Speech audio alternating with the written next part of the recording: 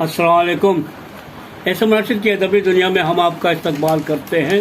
تو دوستو، آج رمضان کا پہلا تاریخ ہے اور تمام حضرات کو، ہمارے سننے والوں کو بہت بہت رمضان مبارک ہو۔ یہ مہینہ جو ہے آپ کے لیے عبادت کا مہینہ ہے اور یقیناً آپ کی عبادت اللہ تعالیٰ قبول فرمائے اور ہمیشہ آپ خوش رہیں۔ تو دوستو، بس اللہ سے یہ دعا ہے کہ آرام سے، محبت سے، پیار سے یہ رمضان گزر جائے اور ہم لوگ ایک دوسرے کے اندر محبت اور بھائی چارگی قائم رکھیں اور ہمیشہ خوش رہیں۔ تو دوستو، پیش خدمت ہے آپ کا پسندیدہ کالم، جس کا آپ انتظار کرتے ہیں آج کے دن۔ آج اتوار کا دن ہے اور آپ بے صبری سے انتظار کر رہے ہوں گے اپنے لندن کی ڈائری کے، اپنے فہیم اختر کالم نگار کا۔ آج کا مضمون ہے رمضان مبارک اور خود کا جائزہ۔ تو دوستو، پیش خدمت ہے لندن کی ڈائری۔ رمضان روحانی طور پر متحرک ہے۔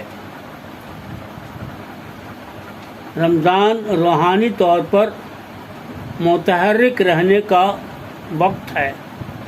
رمضان المبارک کے روزوں کے ظاہری احکام اور عبادت کو ان کے مفہوم اور مقصد پر توجہ دیے بغیر روزہ محض ایک رسم میں بدل جائے گا۔ تقویٰ کا ظاہری مظاہرہ کرنے سے ہم روزے کی روح اور جوہر کو یکسر کھو سکتے ہیں۔ روزہ اپنے رب کریم کو راضی کرنے اور نبی کریم صلی اللہ علیہ وسلم کے نقش قدم پر چلنے کے لیے ہے۔ رمضان کا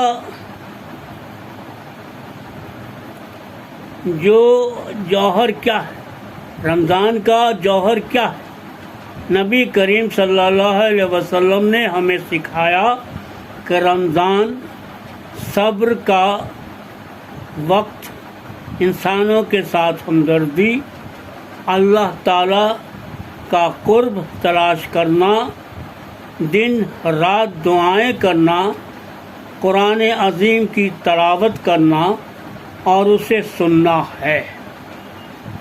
اس لیے انہوں نے رمضان کو ہمارے لیے قیامت کے دن شفاعت کرنے والا اور ہمارے گناہوں کے کفارہ کا ذریعہ قرار دیا ہے۔ رمضان وہ مہینہ ہے جس میں اسلام کی مقدس کتاب قرآن 610 عیسوی میں جبریل علیہ السلام کے ذریعے نبی اکرم صلی اللہ علیہ وسلم پر نازل ہوئی۔ قرآن کے نزول کی یاد منانے کے لیے مسلمان رمضان کے مہینے میں روزہ رکھتے ہیں، جس کا مقصد خدا کے ساتھ ایک مضبوط رشتہ استوار کر کے روحانیت میں ترقی کرنا ہے، جو کہ یہ کام روزے، نماز، قرآن کی تلاوت اپنے اعمال کو بامقصد اور بے لوث بنانے کے ساتھ ساتھ جھوٹ، گپ شپ اور لڑائی جھگڑے سے پرہیز کرتے ہوئے کرتے ہیں۔ قرآن مجید میں لیلۃ القدر کو یوں بیان کیا گیا ہے کہ ہم نے اس قرآن کو شب قدر میں نازل کیا ہے، اور آپ کو کیا سمجھائیں کہ شب قدر کیا ہے؟ شب قدر 1000 مہینوں سے بہتر ہے۔ الحمدللہ 2 سال بعد اس سال رمضان ہمیں کورونا سے پاک منانے کا موقع ملے گا۔ تاہم پچھلے 2 سال ہم سب کورونا وبا کی مار سے بے حال رہے، پھر بھی ہم نے اپنے اپنے طور پر عبادت مکمل کی اور اللہ سے کورونا سے نجات پانے کی دعا مانگی۔ آج میں آپ کو رمضان کے مہینے میں خود کا جائزہ لینے پر اپنا موقف پیش کروں گا، جس میں چند اہم باتوں کو آپ کے ساتھ شیئر کروں گا، جس سے ہمیں ان باتوں کا پتہ چلے کہ ہم سے کون سی غلطی انجانے میں ہو رہی ہے۔ کیا رمضان میں ہم اپنا جائزہ یا امتحان لیتے ہیں؟ رمضان کی فضیلت کیا ہے؟ کیا ہمیں علم ہے کہ ہم نے جو عبادت کی اس کا مقصد کیا تھا؟ کیا ہم نے کسی کو جانے انجانے میں تکلیف پہنچائی ہے؟ کیا ہم نے صرف بھوکے پیاسے رہ کر روزے مکمل کیے ہیں؟ کیا ہم نے نیت کی ہے؟ ایسے کئی سوالات ہیں جنہیں اپنے آپ سے پوچھنا چاہیے۔ تاہم مجموعی طور پر رمضان کی فضیلت اور عبادت سے زیادہ تر لوگ واقف ہیں، اور وہ اپنی عبادت اللہ کے حکم کے مطابق ہی کرتے ہیں۔ اگر روزے اور عبادت کی اہمیت کو سمجھے بغیر رمضان کا مہینہ گزارا جائے تو یہ ایک محض رسم ہوگی، اور ہم محض رمضان کو رسمی طور پر مناتے رہیں گے۔ رمضان کے متعلق حضرت محمد صلی اللہ علیہ وسلم نے ہمیں صبر، ہمدردی، اللہ سے قربت، دن اور رات کی عبادت، قرآن کی تلاوت اور اس کو سننے کی ہدایت کی ہے۔ اس لیے حضرت محمد مصطفیٰ صلی اللہ علیہ وسلم نے رمضان کی عبادت اور اس بابرکت مہینے کی عبادت کے بدلے ڈھیروں نیکیاں کمانے کا بہترین موقع بتایا ہے۔ حضور صلی اللہ علیہ وسلم نے یہ بھی کہا ہے کہ اس مہینے کی عبادت سے ہمیں اپنے گناہ کو معاف کروانے کا موقع ملتا ہے۔ روزے ہم اللہ کو خوش رکھنے کے لیے اور حضرت محمد مصطفیٰ صلی اللہ علیہ وسلم کے نقش قدم پر چلنے کے لیے رکھتے ہیں۔ عام طور پر روزے رکھنے سے ہمارے وزن میں گراوٹ آتی ہے، لیکن ہمیں کبھی یہ سوچ کر یا نیت کر کے روزے نہیں رکھنی چاہیے کہ ہمارا وزن روزے رکھنے سے کم ہو جائے گا۔ اس بات کا خیال رکھنا چاہیے کہ ہمارے ذہن میں ایسی بات نہ آئے اور دوران گفتگو روزے کے حوالے سے وزن کو کم کرنے کا ذکر ہم ہرگز نہ کریں۔ روزہ ایک روحانی ورزش ہے جو ہمیں اللہ سے قریب کرتی۔ اکثر ہم غفلت میں افطار کے دوران کھانے اور پینے کی چیزوں پر زیادہ دھیان دیتے ہیں، تاہم ایسا ہونا ایک فطری عمل ہے، کیونکہ دن بھر بھوکے رہنے کے بعد ہمیں اچھی غذا کی خواہش اور ضرورت ہوتی ہے، لہذا ہم اپنا زیادہ وقت چیزوں کی خریداری میں صرف کر دیتے ہیں، جس سے رمضان کی عبادت پر اثر پڑتا ہے۔ ہمیں کوشش کرنی چاہیے کہ رمضان میں اپنی خواہشات اور بیجا خوشیوں کو بالائے طاق رکھ کر روزے کی اہمیت کو برقرار رکھیں۔ رمضان میں سحری کے وقت جاگنے سے ہمارے سونے کے اوقات میں تبدیلی آ جاتی، کیونکہ تراویح کا پڑھنا اور سحری میں جاگنے کی وجہ سے ہماری نیند میں کافی خلل پڑتا ہے، جس کا نتیجہ یہ ہوتا ہے کہ کچھ لوگ روزے کے دوران نیند سونا پسند کرتے ہیں۔ ایسا کرنے سے ہم رمضان کی عبادت کو کھو دیتے ہیں اور ہم اس مبارک مہینے کی برکت سے محروم رہ جاتے ہیں۔ کچھ لوگ روزے کے دوران وقت کو گزارنے کے لیے ٹی وی دیکھتے ہیں یا دیگر تقریبات کا سہارا لیتے ہیں، جو کہ ایک غیر ضروری بات ہے۔ حضرت محمد مصطفیٰ صلی اللہ علیہ وسلم نے کہا ہے کہ اگر لوگوں کو رمضان کی اہمیت کا علم ہو جائے تو وہ پورے سال رمضان مہینے کی چاہت کریں گے۔ ایمان والوں کے لیے دعا اور عبادت شیطان اور انا سے نمٹنے کے لیے ایک اہم ہتھیار ہے۔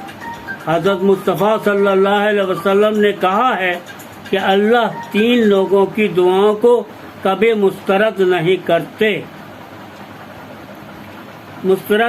کرے گا۔ پہلا والد کی دعا، دوسرا روزے دار کی دعا اور تیسرا مسافر کی دعا۔ ہم رمضان میں اکثر اپنی ماں، بہنوں اور گھر میں کام و کاج کرنے والوں کو بھول جاتے ہیں، جو ہمارے لیے افطار تیار کرتے ہیں، اچھا خاصا وقت صرف کر دیتے ہیں۔